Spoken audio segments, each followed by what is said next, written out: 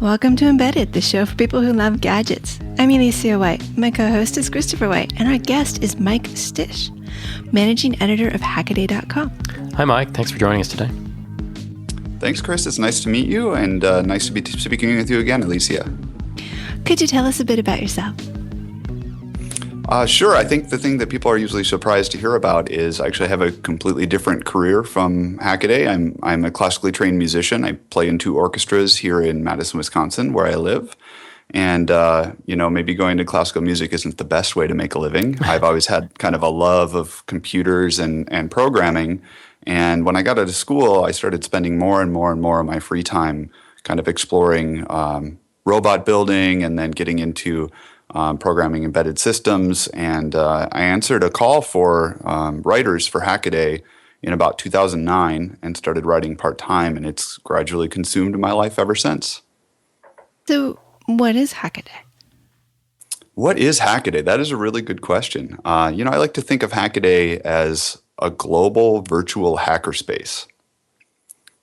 Well, like we have hacker spaces here, like Hacker Dojo, where you go and you sit at a table and you put stuff together and people walk by and say, what are you building? Which is great if you want to talk, but bad if you want to get things done. I think we serve kind of the same purpose. So one of the major parts of Hackaday all along has been that we have a pretty active blog. And by active, I mean we have a lot of people that are actually reading and commenting on the things that we cover. We generally cover projects that are interesting to engineers and engineering enthusiasts. Some of them are real engineering projects, and some of them are definitely not real engineering projects, and that's where the name comes from. It is Hack. Originally, we just had 1 post a day, but that quickly kind of went aside as Hence people. The name. Yes, exactly. As people decided they wanted to read more than 1 post a day, we went to a couple, and then 3, and now we're up to about 8 posts a day, and the community has really grown into that, and you can see at any given time.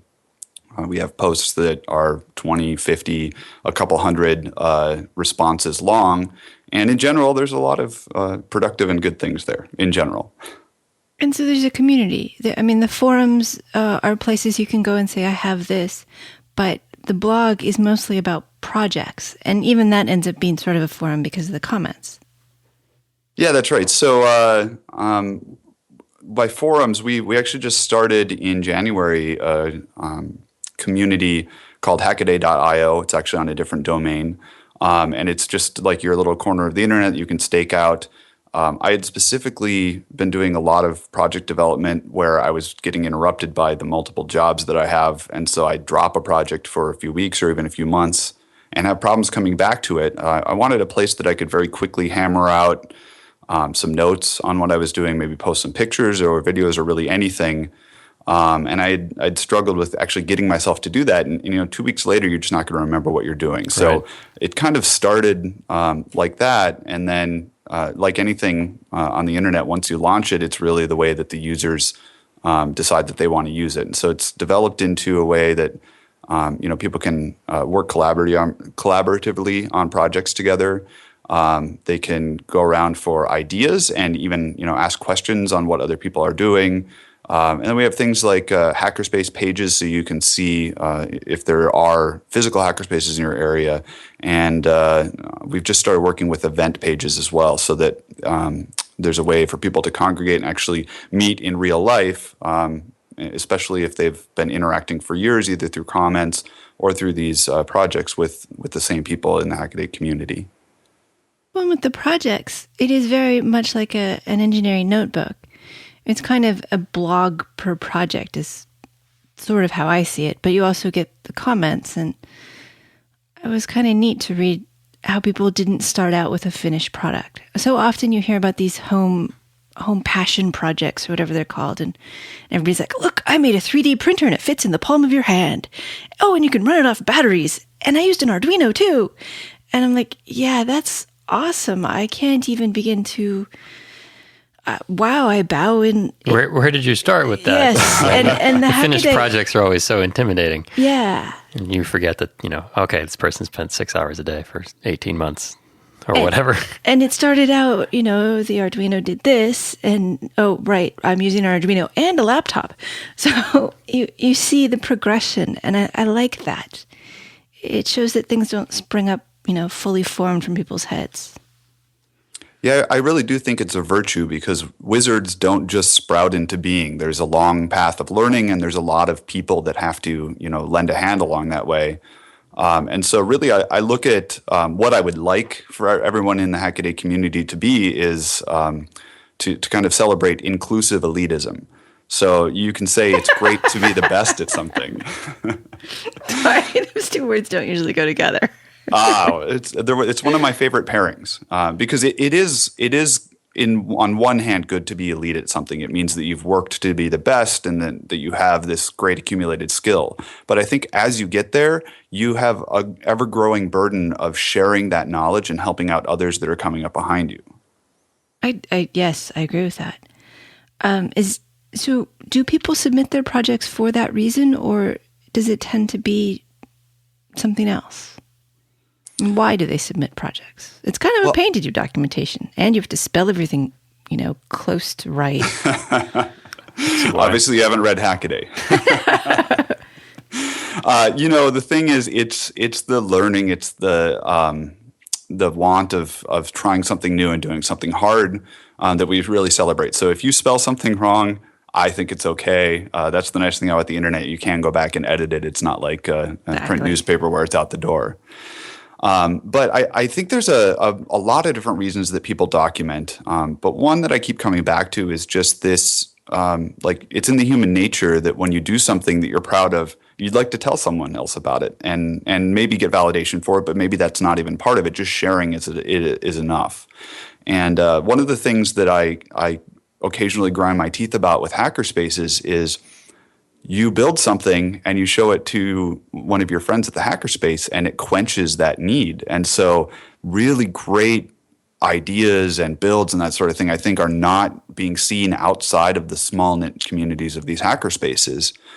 And that's one of the places where we really do shine is if you don't have, if you're not a member of your local hackerspace or you don't have a local hackerspace, this is a place where you can put your project out there and maybe have a little conversation right away about it.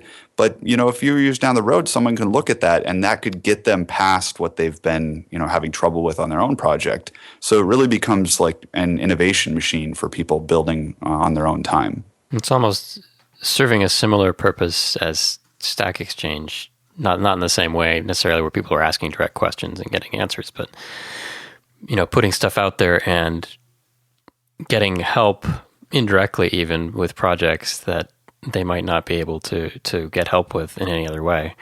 And a hackerspace, like you say, is local, it's small, it's whoever happens to be there at the time. And yeah, I think expanding that to more global and expanding your reach is a lot. There's a lot of value there. I heard of Hackaday actually fairly recently, which is kind of amazing because now that I've seen a little bit about it, why did I not hear about this sooner? But I heard about it from the Hackaday Prize.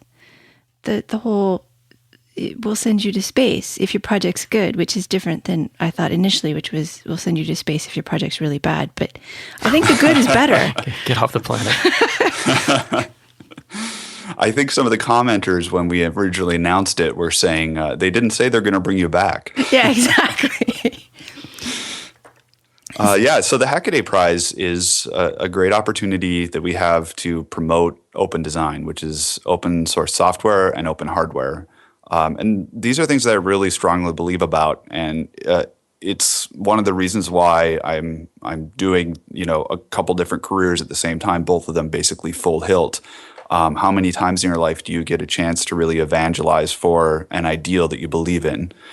Open source isn't necessarily for everything all the time, but I really do think that it helps move humanity forward.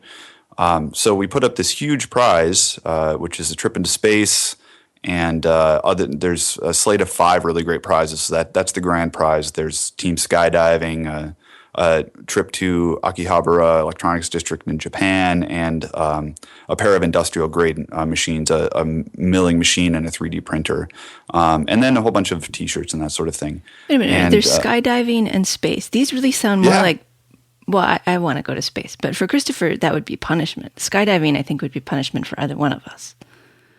And not something we would strive towards, but run from. Trade it in for something else. But I've been skydiving.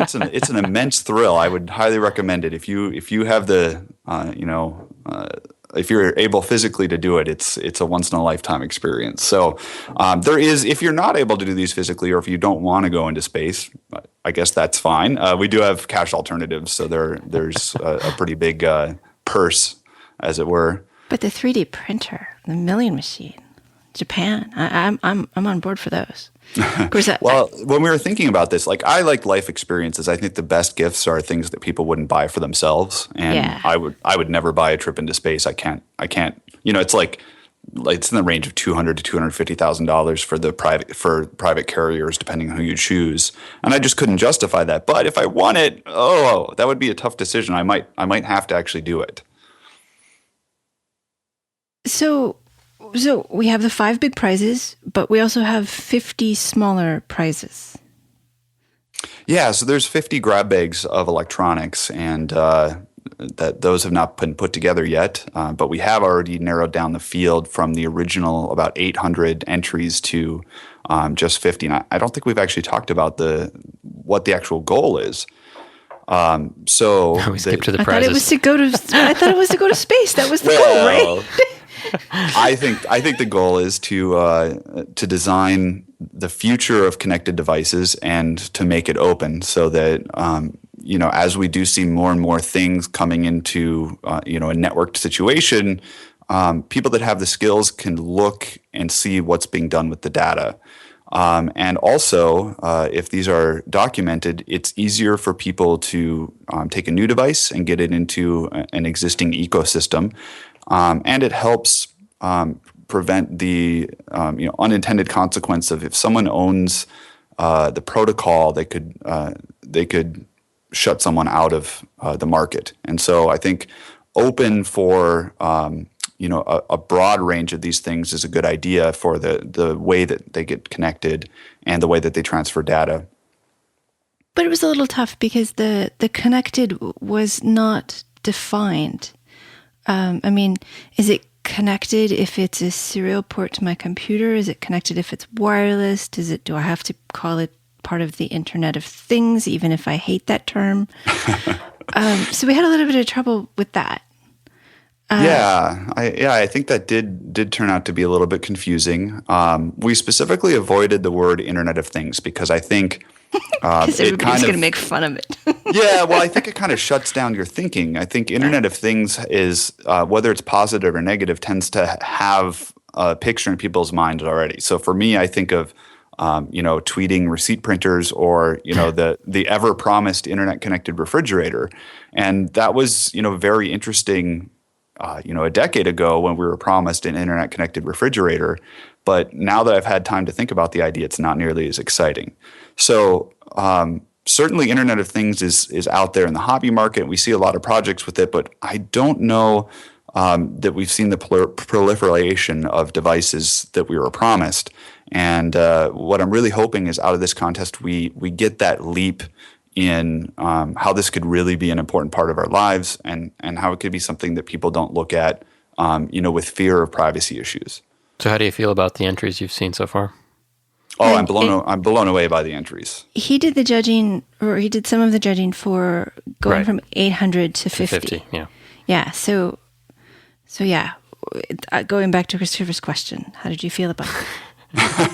Well, I was absolutely blown away by the entries. And actually, very early on, just the first handful that we saw coming in, it was obvious that there were going to be a huge range of really unique concepts coming into it. And it was I can't refer to it any other way than a horrible experience to go through 800 and have to narrow it down to just 50. And it ended up being, after I got through the first 100 or so, I looked at the notes I'd been taking for myself, and I said, I need more lists than this. I can't just do a list of who I think needs to go on. It needs to be, a little bit broader judgment. And all of us, there were 12 of us doing this first round of judging. And all the editors and several of the writers ended up keeping lists of ones that they didn't move on to the finals, but they felt we really needed to explore with features on the blog. And we've been doing that basically every day since then. So, and it's going to continue on. It's a very long list. What was your personal favorite that didn't get to go on? My personal favorite? Well, I don't necessarily have a favorite that didn't go on. I have some that I think are interesting concepts. So, it's not for me, but I think it could be a really cool product. There was this one called Intelligent Ski Course, and it's like the closest thing to like Star Wars-y droid type of things that I've ever seen. I think it's these little flags, or I don't know what you call them, buoys maybe, that float in a lake, and you just throw them out the back of the boat, and they have propellers on them, and they form up their own slalom ski course for you.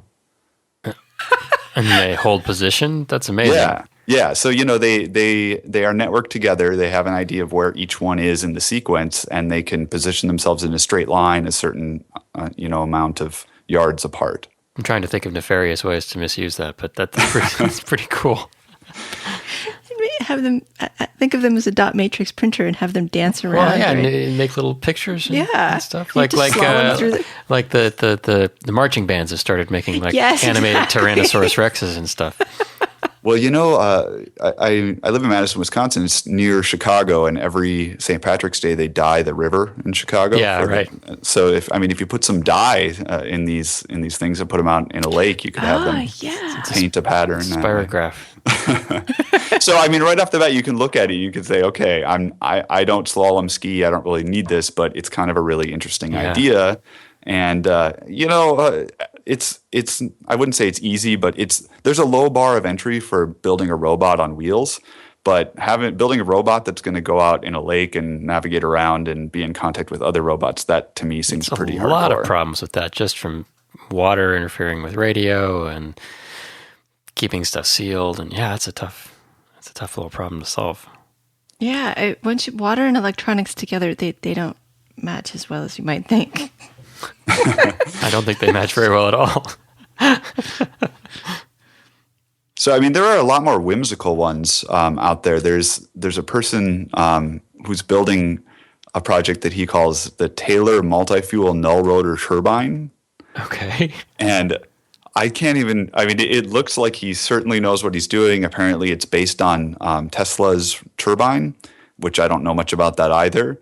But I'm going through this. He's done all kinds of work on the prototype, and I, for the life of me, can't really figure out how it works or what it is, but I'm incredibly impressed. And so, the thing that I'm hoping is people that are doing projects like this keep following them through. I don't want them to say, oh, I didn't make it to the next round. I got to stop now. These are great ideas, whether or not you got recognized and moved on to the next round. And so people really should see them through, and maybe there's a product in there, or maybe there's just a really good start for a whole new world of hobby electronics. Okay, I looked at the Taylor Multifuel Null-rotor Turbine, and the description is awesome. A multi-fuel laminar flow drag-powered turbine based on a variant of Tesla's disk turbine. It should be able to be made with only common shop tools and off-the-shelf parts, maybe one or two machined parts. And then it goes into a lot more detail. It's really complicated.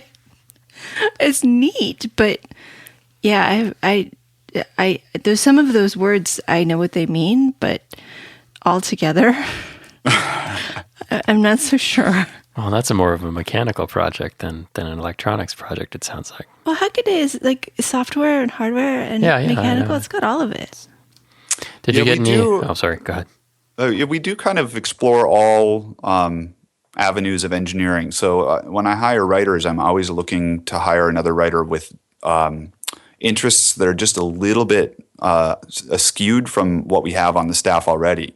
And so we've got electronics engineers and mechanical engineers, and I'm not sure if we have a chemical engineer right now. We have artists and philosophy, people that have philosophy degrees. And music majors. Yes. I've got a couple music degrees. And, the thing is, there's all kinds of engineering projects out there that maybe don't stack up to what you would do at work, or maybe the precise level that you would do at work, but are still good enough to get the idea machine going. And I think that's how you take a career and make it interesting for your entire life, is you have to find the things that you really love and keep doing them, even though it's not maybe called for in your 9 to 5. Well, that's how we keep the enthusiasm alive, is by, I am very much a professional engineer. I feel very strongly that if you're going to send a demo to Paris in order to demonstrate here it comes. a product, it should be good and it should be settled a couple of days before so that you can bake it and it will all be finished. But when I come home, that level of don't touch it, let it work out its bugs, I don't have that. If it crashes and it's my faults at home, that's fine. But not at work. Okay, I'm not gonna do the whole rant about how my week went. I'm just questioning your characterization of leaving things at work. Well, and I think that ebbs and flows as well. Sometimes I'm sure you have projects at home that are incredibly well engineered, and other times you do complete hacks because no one's holding you accountable. So it's like exploration time. And Chris, I think you have said before on the show that if it's measured, engineering is something that's very well measured and very well disciplined, and that everything else is art. And I really liked that, because I do think that electronics can be art, and especially when it's on your own time, go out and create a piece of art and be proud of it. Yeah. I'm not sure I said that, but it sounds good, so I'll take credit for it. Well, I think that's something Burning Man is, which I've never been to. I've always thought it was kind of a neat idea, but that art can be transient, and that's okay. That's actually a good thing sometimes. Well, music is transient in some sense. It used to be a lot more transient, but... And I don't want most of my engineering to go that way. But my hacking, if it's transient, it's for me. I'm learning. Yeah, making one-offs isn't necessarily a bad thing. Yeah. Yeah, most of the projects that I do, I don't know what to do with them once I'm done, because it really is the process of learning and trying to make something work that you've never done before that I'm interested in. Yes, and then once you've got that, it might lead to something else. But, you put it on a shelf and it gets dusty. Boy, does it ever.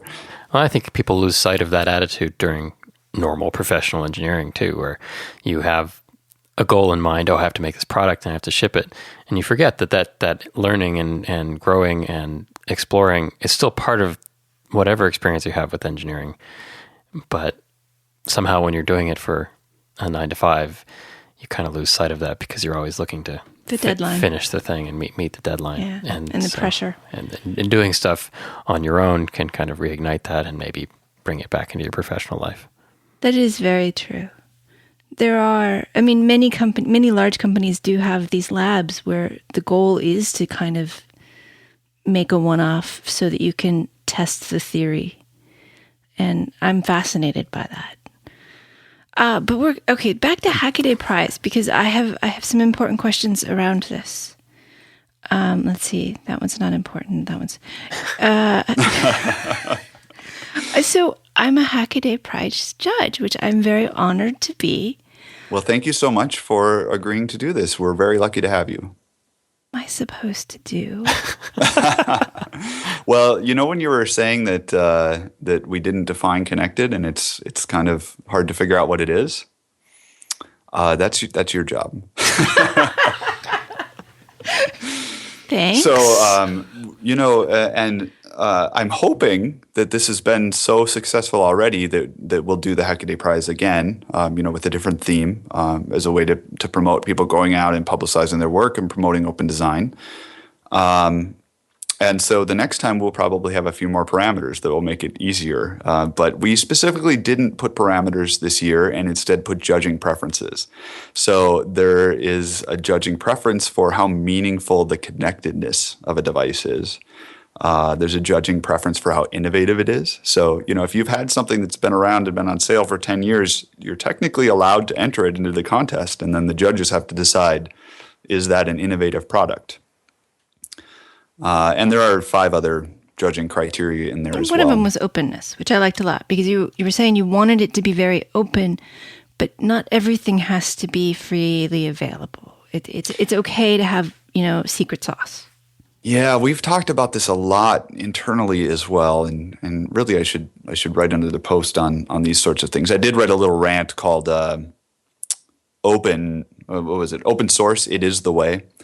Because I evangelize about that. But it's very difficult to define openness or to kind of meter openness. I mean, if you need to use a chip that's made by a fab, how open is that? That's the really extreme thing.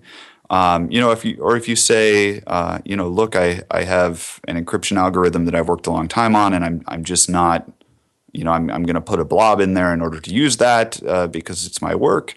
If everything else is in there and is open and it's just that, encryption, decryption thing that you wrote, isn't it worth seeing the other things? And I also think, 1% open is better than 0% open. So it's kind of like a try it, you'll like it sort of thing. If you can get people who have said, I'm never publishing, a single line of code or a single schematic ever, to try it a little bit, they might find that their customers respond, or they have more interest in their product, or they might not. But I think it's worth the experiment. Baby steps. Indeed. This isn't your first Hackaday. This isn't the first Hackaday contest. You did one about science fiction that was really cool. Yeah, we do a lot of contests. Basically anytime we get things that we can give away as prizes, we try to run a contest for it. So the sci-fi contest was actually the first one since we launched Hackaday.io, which is the community side of the site. And I'll give away the secrets here, but we knew we were going to do the Hackaday Prize, and we were already planning it. And I said, boy, maybe we should test out this new platform. That's a good idea. Before we launch this huge contest. So we ran the sci-fi contest, and not surprisingly, there was a huge outpouring. Like the coolest tech out there is tech that's in sci-fi. And when you start looking at the things that people were doing, like Star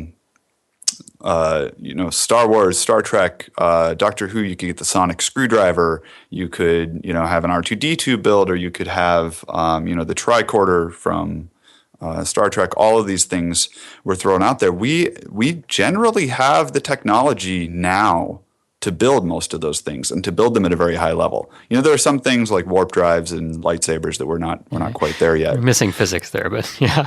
Yeah. Someday we'll figure that out. And so we actually looked at that, and we hadn't picked the theme of the Hackaday Prize yet, but we looked at it. We said, almost every one of these sci-fi contest entries is a connected device. It's transferring data to or from something else in a meaningful way.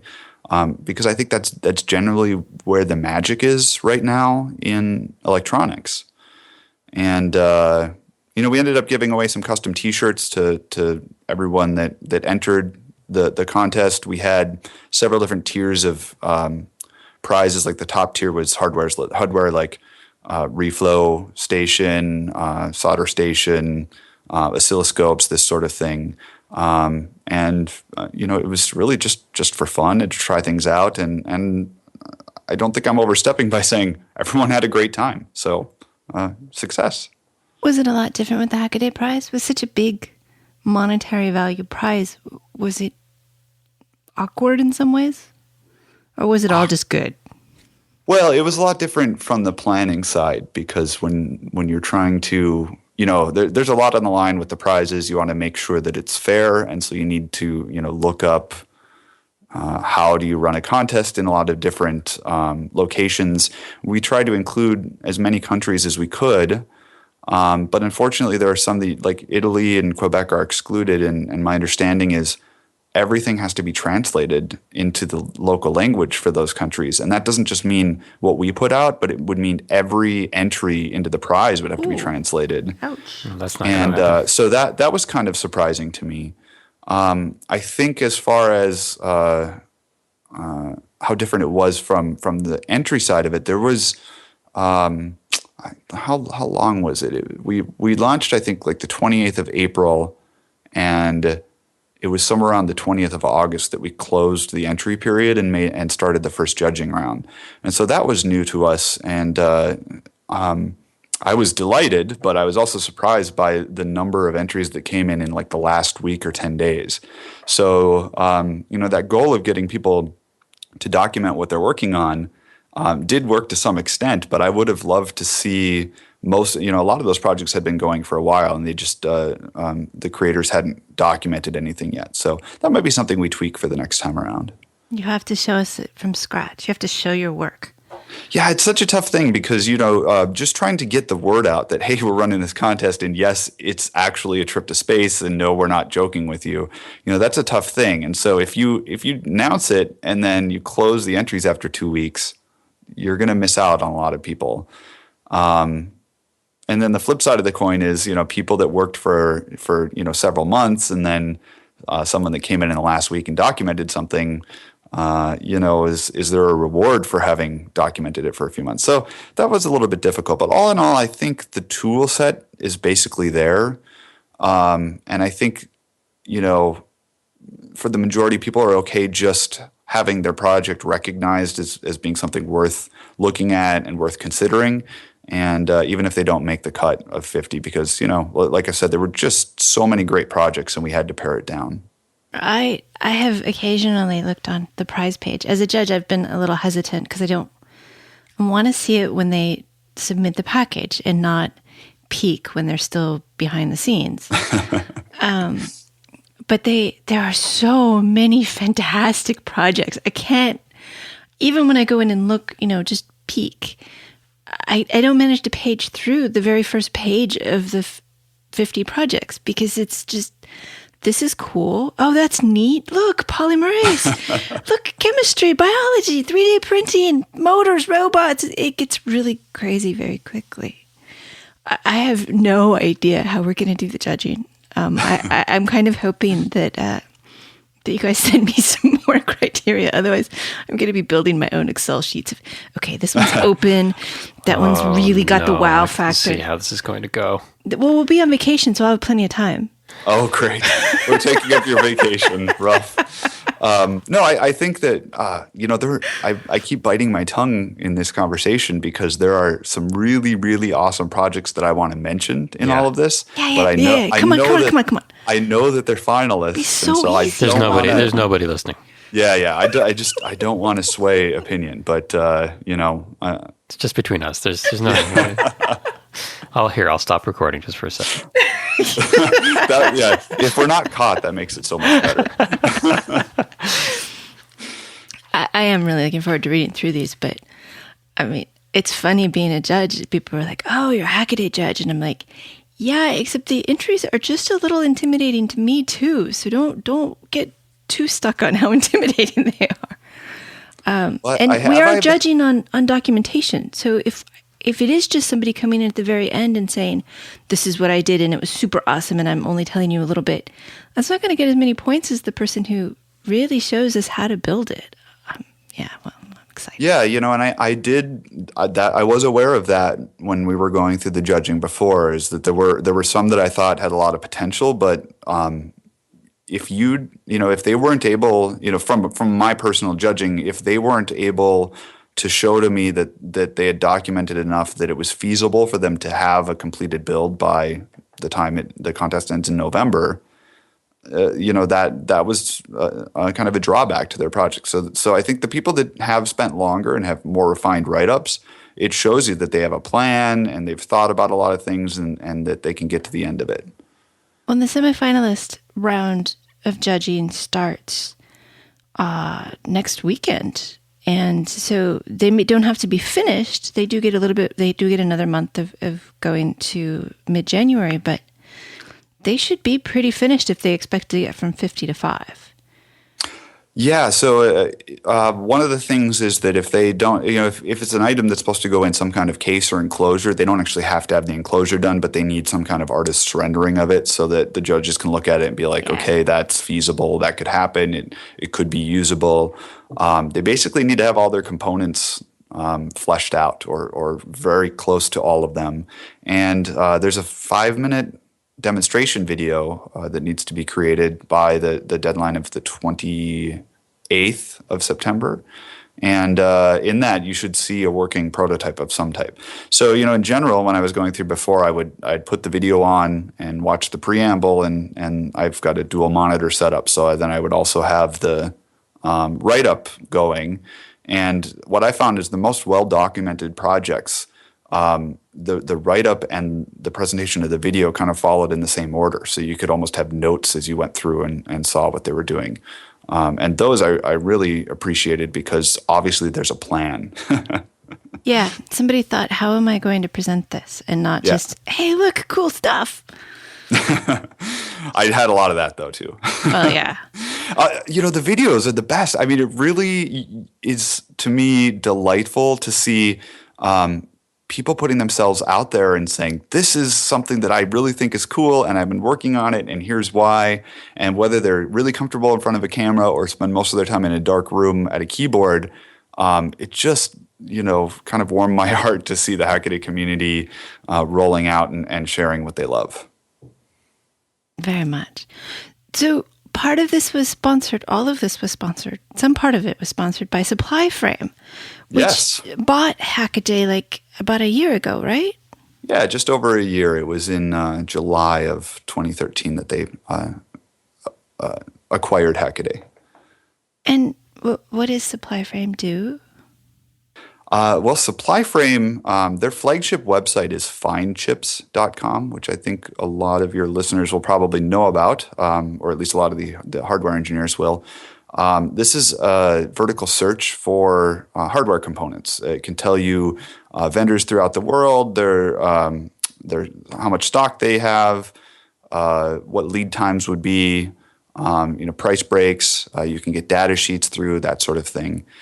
And they looked at Hackaday and said, a lot of the people that are using our products are huge fans of Hackaday. There's actually one software engineer at Supply Frame who was reading Hackaday every day and had been featured himself several times and saw the post that said that the blog was for sale. And I think that day they started putting together, plans for what would it look like to work together. And I have to say, it's really been wonderful ever since then. They've been more than happy to invest in the community, building up the Hackaday.io site, but also we've had an ever-increasing presence at live events. So like this weekend, my contributing editor, Brian Benchoff, and our community editor, Adam Fabio, are at Maker Faire New York. I went to DEF CON earlier in the year. I was in San Francisco for Maker Faire Bay Area. Brian went to the HopeX conference, which I'm really sad I missed that one. I didn't realize it was every other year, and I thought, I'll go next year. So I spoke before about this virtual hackerspace, and the thing is that's all fine and good to have a virtual hackerspace, but you need to get out and have community in person once in a while. And Supply Frame's investment in Hackaday has really made that possible. And you wrote a blog post saying we're for sale? I'm sorry, that was way back there, but I'm still a little stuck on that because you're going to write one. I'm typing it up now. $2 billion. It worked for Notch. I'm sure it'll work for me. Well, we had a previous parent company before this, so it wasn't. I didn't own the site, and I didn't start the site. I just worked for the site as a writer or as an editor at the time. But yeah, the editor before me, Caleb Kraft, decided to take a different job. And at that point, it didn't look like there was going to be anybody to step into his position. And the previous owners decided to see if there was someone else who would take over stewardship of what I really think is a community more than just a website. And you just don't know what you're getting into when you go through a merger like that or an acquisition like that. Yeah, so I a few days before the sale went through, I talked to the CEO Supply Frame, Steve Flagg, and had a really good conversation. And I hadn't had any real intent of moving up and running Hackaday. But some of his plans and some of his values really matched where I thought we should be going, and so I said I'd come on, part-time to run the site and see how things went. And very quickly, I decided that this great stuff is happening, and I can't sit out half the week. I need to throw in all my time, and it's been a great decision ever since. I kind of balked at the idea of such a large contest. It seemed like an incredible undertaking to put it on. But we've really got a great team of people working together. And anytime we get into trouble or don't know what to do, we generally ask on the blog what people think should happen or what they'd like to see happen next. And we really get generally good answers, and we get a lot of goodwill from the readers, which I appreciate. Yeah, that's something a lot of sites and companies could learn from. Yeah. What should we do? We don't know the right answer. Well, let's just make a decision and hope everybody likes it. That doesn't end up working sometimes, especially in community-oriented things. So you were telling me before the show about something Chris Gamble has been kind of tweeting, but kind of quietly, about parts.io. Yeah, this is another realm that Supply Frame is exploring right now. Chris left his full-time job in the spring, I believe, to do contextual electronics, his education class. Yeah, so he's big into let's educate this growing generation of hardware engineers, and that really it was an online course that really focused on building a piece of electronics and going through every step of the process in order to learn what it takes to do that. Because having a double E degree does not tell you how to do electronics in the real world. No. In fact, most degrees that you have don't tell you how to do the job. Yeah. So I love to see those educational outreach things like contextual electronics. But to fill out the other half of his time, Supply Frame approached Chris about working on a project for them that has kind of developed into parts.io, which isn't actually launched yet. It's in alpha, and I think they're doing – you can go and sign up for information, but they're doing like private invites for now. But I've seen it a few times, and anybody who listens to the AMP Hour knows that Chris can get quite excited about things he believes in. So I usually get the direct preview from Chris. And it's maybe the best way to describe it is to use a metaphor. So if anybody's been to the website Zillow for real estate, it doesn't just tell you about the house and how many rooms it has in it, what it costs. It also tells you things like historical pricing data, what the neighborhood might be like. It'll tell you about the schools. It might tell you what businesses are in the area, and even sometimes gives you forecast data for what it kind of can guess might happen. So parts.io is a very similar set of benefits to engineers who are looking for the best possible choices that they can make in their designs on parts. And so in addition to being able to look at who has this op amp in stock worldwide right now and what are the price points, it also lets you go through and say, get some aggregated data on who else might be using this. It goes a little bit more in depth with can it recommend drop-in replacements for a part, and generally gives you more information from a wider scope that lets you make a better choice that doesn't lead you down that dead-end alley of choosing a part that becomes obsolete before you even get to production.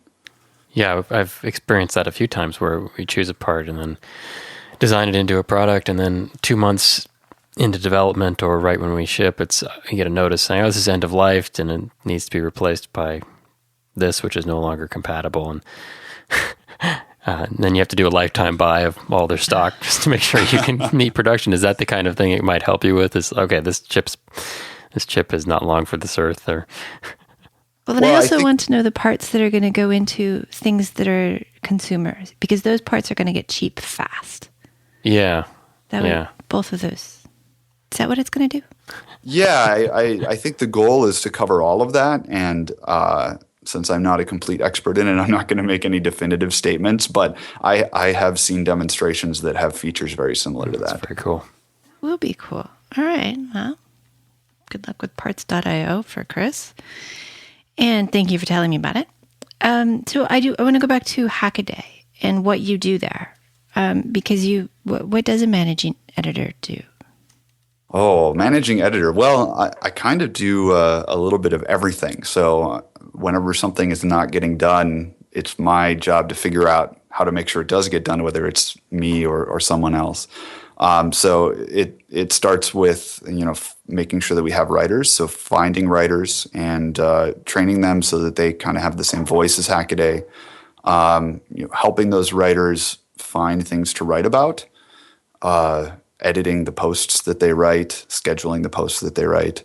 And that's kind of the blog side of things. And it goes over to figuring out how, like, the community site, hackaday.io, could be better, could work better, could have better features, could be more user-friendly, could have better social interactions. And,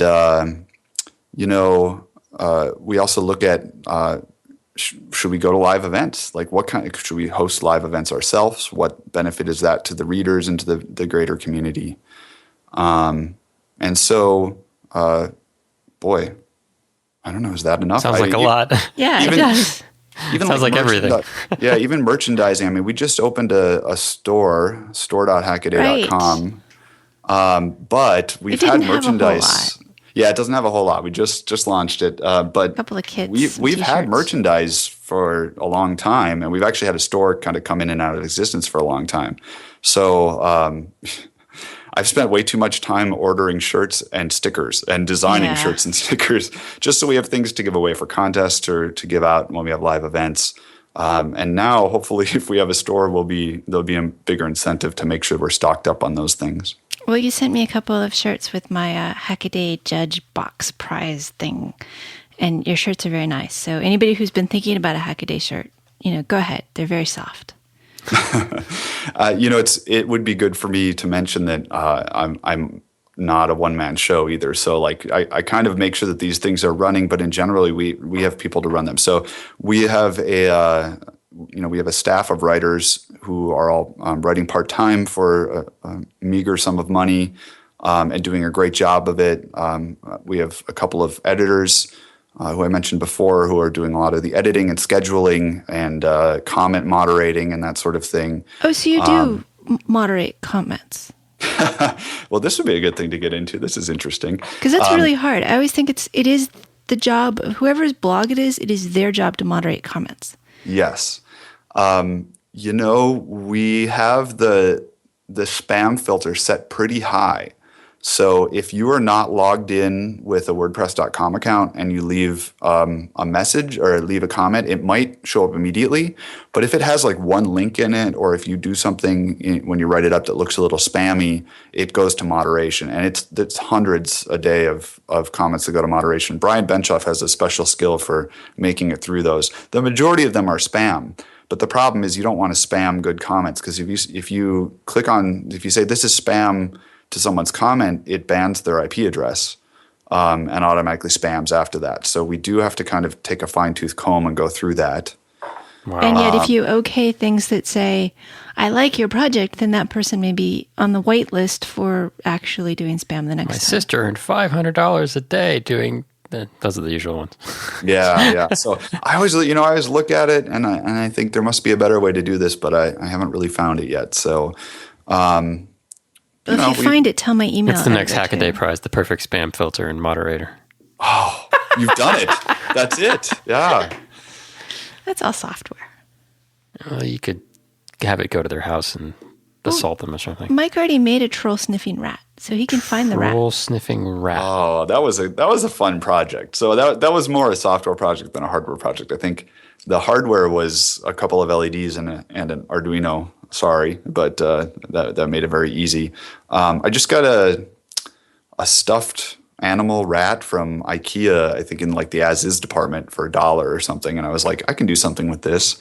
I ended up putting red LEDs in the eyes and just connecting it up to an Arduino and adding a piezo buzzer and it would watch the RSS feed for comments, and whenever a known troll would leave a comment, it would play a horrible tune and light up the eyes red.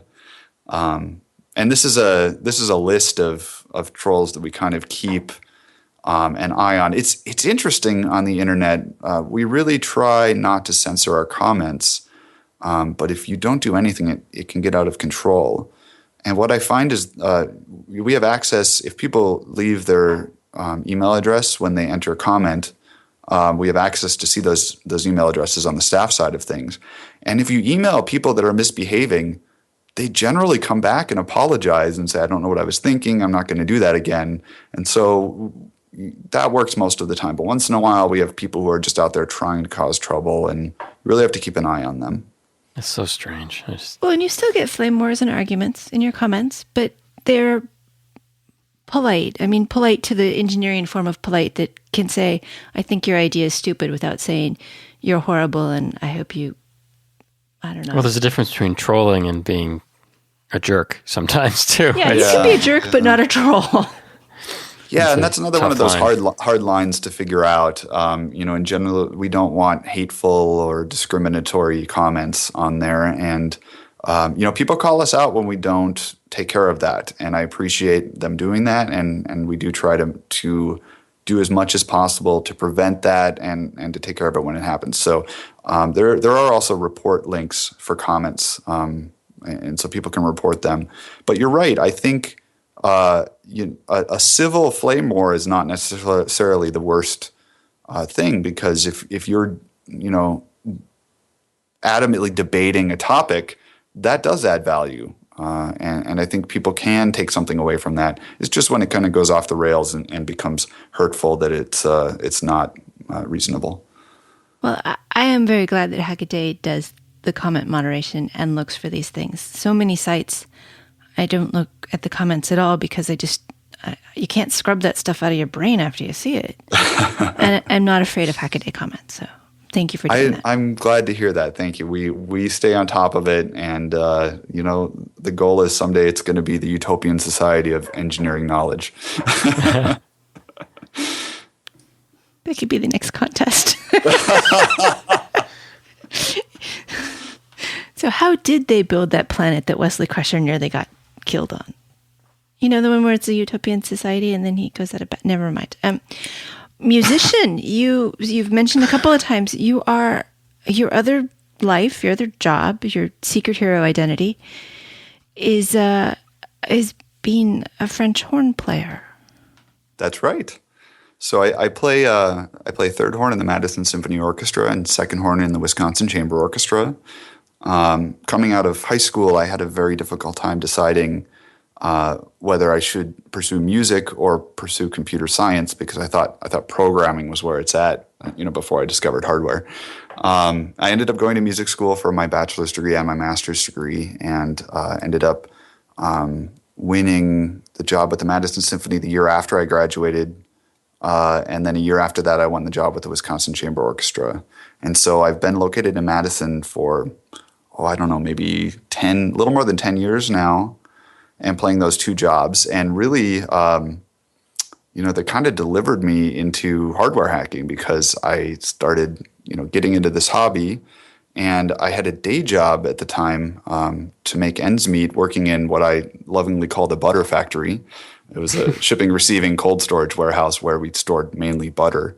And I would read every single word of every Hackaday post every day. And I'd do really silly things like, I'd be drawing out schematics on pieces of paper to take home and lay out.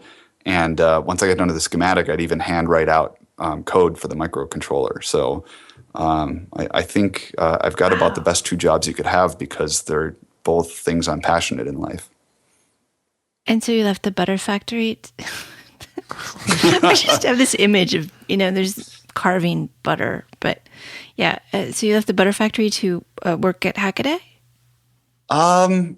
Not quite that linear? No, I was kind of marginally underemployed for a period of time. And that's, I actually saw the job posting for Hackaday go by once and thought, I didn't do very well in English in high school. I'm not cut out for that. And that's when they hired Caleb Kraft, who was the editor before me. Great guy. If you ever meet him, good friend of mine. I did things like I was hacking the original Xbox. If you remember, Bunny's discoveries on there. I was really going crazy with the hardware inside of the Xbox and what I can do. And I even one day I was going into rehearsal and I looked down and realized I was wearing the exact same clothes I'd been wearing to the rehearsal the night before because I had stayed up almost all night, soldering on this tiny, production circuit board. And then the entire, I got a few hours sleep and did it the rest of the afternoon and did some pricing or whatever, but, hadn't changed clothes. And I said, this is really starting to consume my life. So when the Hackaday posting came up again, I was like, I love this stuff too much, and I think I know what I'm talking about, and I'm going to give it a try. So that's how I got there. If you were faced with a student who had this choice, had this choice now that you faced then, music as a career or computer science as a career, would you encourage them towards music, or would you encourage them towards a higher paying job and doing part-time passion for music? This is a great question, and I actually encounter this a lot because I do teach private students. I should say I encounter it from time to time. I would never encourage someone to go into classical music. I usually put it this way: if you could possibly do something else, you should do that. But if you have to play, you should play. I've heard that about writing fiction, that you should only write fiction if you have to, because it's such a tough profession to make any money at that has to be your sustenance. Are you still in the same boat? Are you still in love with music? Yeah, absolutely. I mean, I could do things under the contracts with the orchestra. I could take a year's leave from each orchestra and just work on Hackaday right now. And I thought about it for a while, and I said, I don't want to do that. I really like to play, and I'm gonna explore, working full time plus for Hackaday, and I'll just take a few concerts off here and there as I need to, and see how it goes. And so far, doing that for the last year, I've been very happy with it. I've cut some other things back. I'm not taking new students. And I have a much smaller studio than I had before. But I also have been teaching for nearly 15 years. And so I think it's fine to take a little break from that. And I think that'll come back later in life as well. How did you go from music to tech? Were you always kind of a hacker in school, or did it start from having a job where you could take schematics during the day and play with them at night? Well, it was never really hardware. It was, but I was into computers from a very early age. So my first computer was an 8088 Packard Bell, and floppy drive. Yeah, big 5 1/4 floppy drive. I can't remember. I don't think that one even had a hard drive, but it might have. And I played with it a ton. My parents ended up getting me a weekend course on BASIC. And at that time, the computer was in their bedroom, and it didn't take long for the computer to end up in my bedroom because they wanted me out of there. Sounds familiar. In middle school, I found out about modems and BBSs, and so I spent a ton of time tying up the phone line, and eventually a second line appeared in our house. And from some of the people that I've been interacting with on the BBSs, I ended up getting my first job in town with an internet service provider startup. This is in Grand Forks, North Dakota, where I grew up. And so I worked there for 3 or 4 years in high school, and that's where we did some of the computer building and that sort of thing. But I liked those guys, and I kind of liked the culture that was around that. It wasn't until I was in graduate school and didn't really have the money to buy real electronics tools, but I found out about beam robotics, and you could just take basically junk, and if you're clever enough, you could put it together and get it to do something that looks like behavior. And that was really exciting for me. At the time, I lived in Minneapolis, and they have a great surplus store there called Axman Surplus that you can go and get motors and switches and wire and resistors and all kinds of stuff. And I enjoyed that, and it was right in my budget. I think at the time, the $35 digital multimeter that I bought from Radio Shack was like really splurging for me. But I think moving on from there, my first microcontroller was a Basic Stamp 2, and I was really unhappy with it because of I quickly wanted to do things that it wasn't fast enough to do. Like I was learning about Charlie plexing. And I was like, Charlie plexing, you use the diode in the LED in order to, I'm like, that's so cool. And you couldn't get it fast enough to not see it with the Basic Stamp. This was a time before Arduino. And I looked at microchip, and I didn't want to buy the programmer because you need a high voltage programmer. Yeah. But I came across the website avrfreaks.net. Yes. It's a huge forum. And like talk about the wizards. I mean, there are some guys there that like they know everything about those chips. And it's, the great thing about forums is they're so persistent. So you can go and look at all these old conversations. Mm-hmm. They also had a tutorial section. This guy named Dean Camera, who is actually, I think, working for Atmel now. He was writing, I think it was when he was in high school. It might have been when he was in college. He was writing tutorials. He was like, Electronics 101 is like bitwise math. And then it goes down all kinds of tutorials on how to use the peripherals on these chips. And you could build a DAPA programmer. So you could use your parallel port to program these chips with just a 25-pin DB connector and like, I don't know, 3 or 4 resistors and some ribbon cable. Now the hitch is if you want those chips to run faster, which was my original problem, if you start with like an ATtiny13, I think it ships with an internal clock of 1 megahertz, and you have to burn the divide by 8 fuse in order to get it to run at 8 megahertz. And once you do that, you can't write to it using a DAPA cable anymore because it's too fast. So once I had like my first half dozen microcontrollers that I bricked through different fuse settings, then I finally broke down and brought the $50. At a certain point, your time is worth more than. Yeah. So it really has been an organic growth. The greatest thing about my hardware odyssey is I've never had a single deadline because I didn't go to school for it and I don't get paid to do it really. So that's glorious. And amazing. I mean, there's a certain amount of self-motivation that some people don't have. Yeah, it is hard to maintain the personal projects when that's what you do at work too. Yeah. At least it's hard for me sometimes. So you mentioned the Minneapolis surplus electronics. Yes, Axman Surplus. When you were in town, I suggested you go to Halted. Did you make it there? I did go to Halted, yes. What a fantastic place. How do they compare? Well, okay, those are very different, but I think you could compare Apex Electronics in the Los Angeles area with Halted in Silicon Valley. I'm not sure exactly what town it's in. Sunnyvale. One of those fake towns that merge into each other around here. Yeah, they're all the same. Actually, that was my first trip to your area, so I was on the GPS, and it was like being at Disneyland. That was a fun trip. But the thing is, Apex Electronics has more like bins of stuff that you pick something up and you go, I don't know what this is, but it's awesome, and I think I need one. I love that about Halted when we go. Yes. Well, see, with Halted, it's much more organized, or I feel like it's much more organized. Oh my God. Have you not been to Apex Electronics? No. Oh, boy. So I had seen Dave Jones of the EEV blog. He's actually also another judge for the Hackaday Prize. I had seen his video when he visited Apex Electronics, and I was like, oh, that's pretty cool.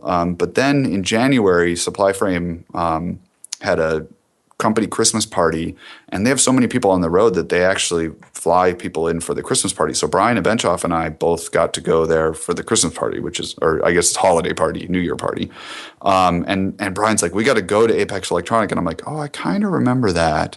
And I went back and watched Dave's video, and I'm like, oh yeah, that place looks pretty cool. And then you get there and you're like, oh my God, look at this entire aisle of standoffs. So, and then you think you've explored the whole thing. And we only gave ourselves like 90 minutes, which you'd think would be a lot. But we had like 90 minutes, and I'm looking around for like 40 minutes. And then someone's like, hey, Mike, have you seen Outback yet? And I'm like, no, I haven't seen Outback. And you go out back, and there's this whole not covered area with just piles of everything. And I mean, there's like rows of seating from airplanes. There's like an airplane drop tank from like a World War II era plane. Wow.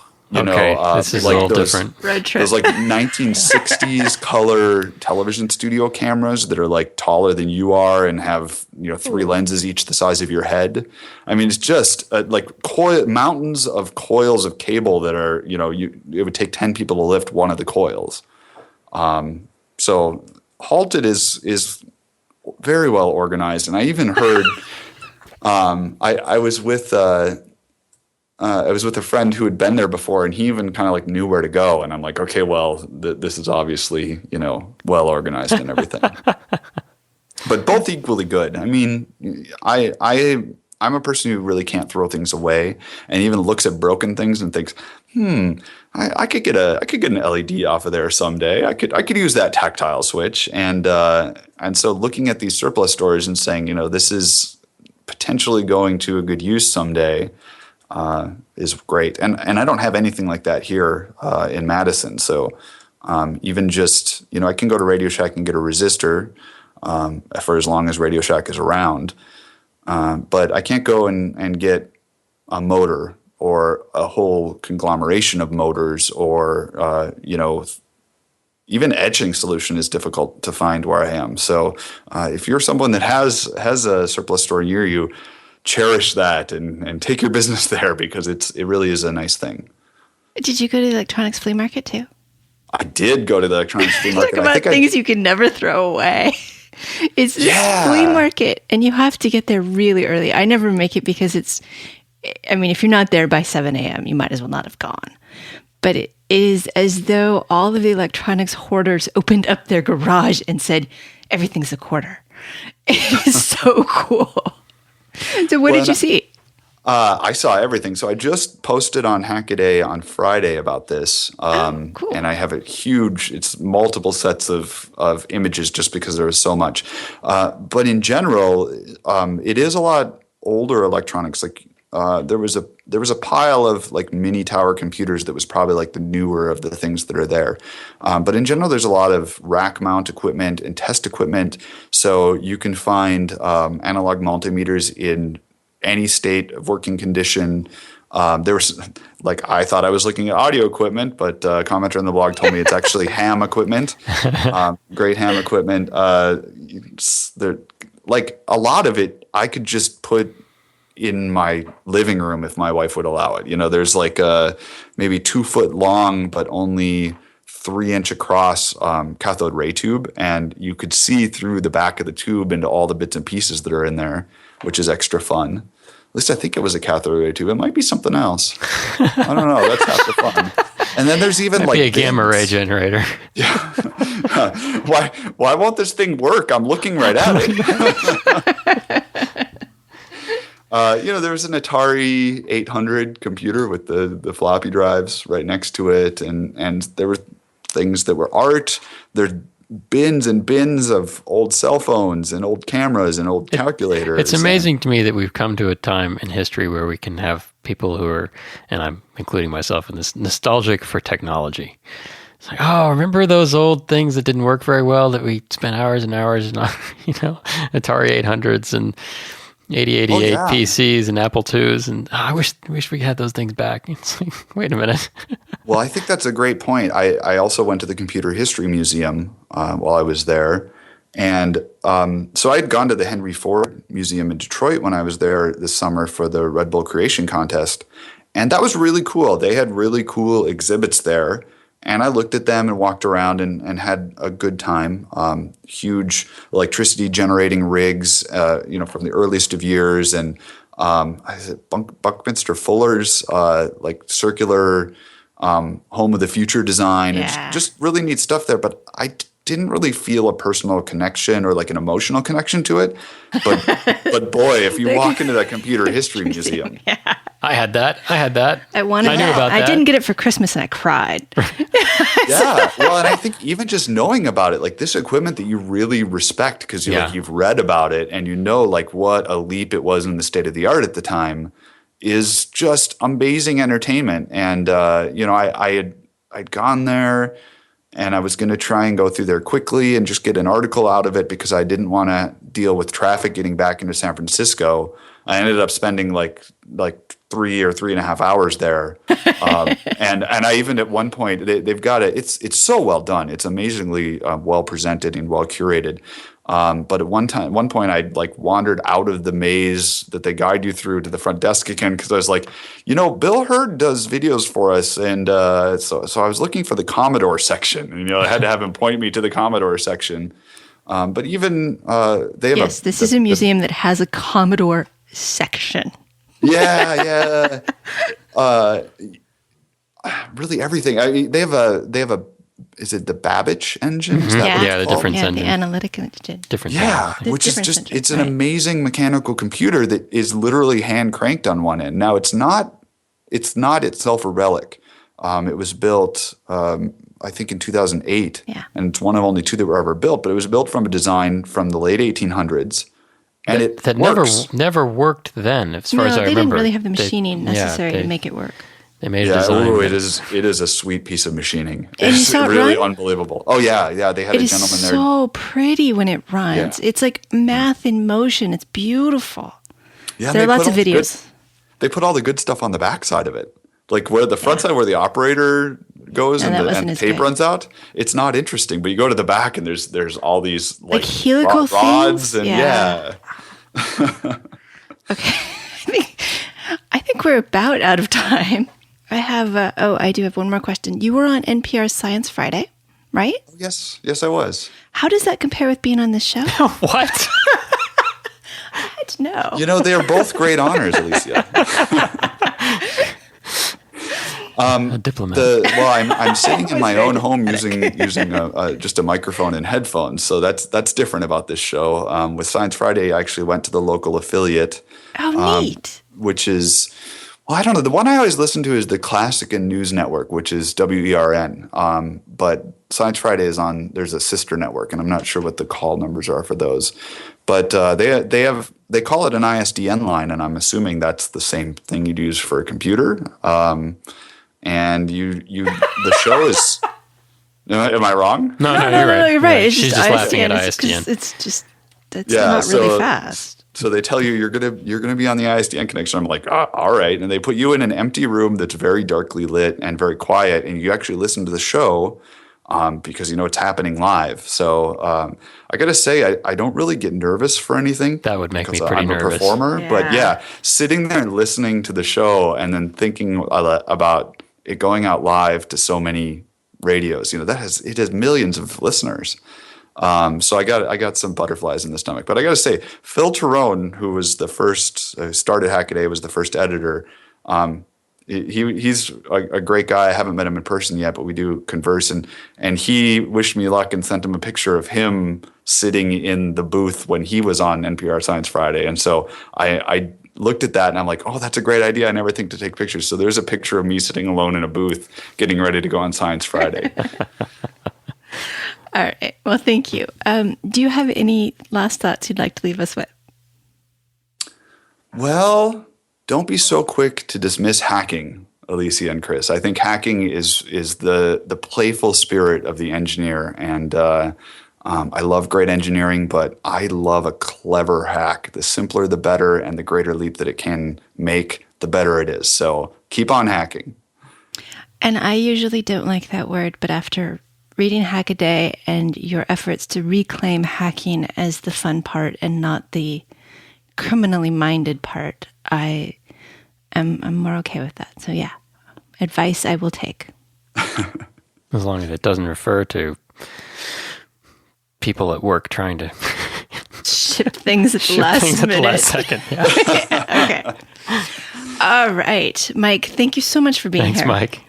Thank you both. My guest has been Mike Szczys, managing editor of Hackaday and third horn in the Madison Symphony Orchestra. The Hackaday Prize semifinalists need to finish their projects by September 29th, and then I will drop from view so I can read through them, along with Lee Fried, Joe Grand, Jack Gansel, among other fantastic judges. Then we'll get down to 5 amazing projects, and I'm not sure what's going to happen after that, because, wow, that's going to be tough. They are amazing. In the meantime, a thank you to Christopher White for producing and co-hosting. And thank you all for listening. We got some new listeners in September. We're not sure why, although we welcome you. We welcome you very much. Where did you come from and how did you hear about us? To answer that or make suggestions, email us, show@embedded.fm, or hit the contact link on embedded.fm, tweet @embedded.fm. Lastly, Christopher and I provide the show without commercials. It is sponsored by our consulting company, Logical Elegance. Please don't ask us to work right now. We have plenty. If you are getting the show with commercials, well, that is super annoying. Let us know where you're getting it from so we can tell them to stop being jerks, or at least share the money. Now, enough monologuing. How about a final thought? I think this is from MacGyver, because it seems really suitable for the show and for Mike. And that is when MacGyver looked at the broken, at anything, yes, really, and said, if I had some duct tape, I could fix that.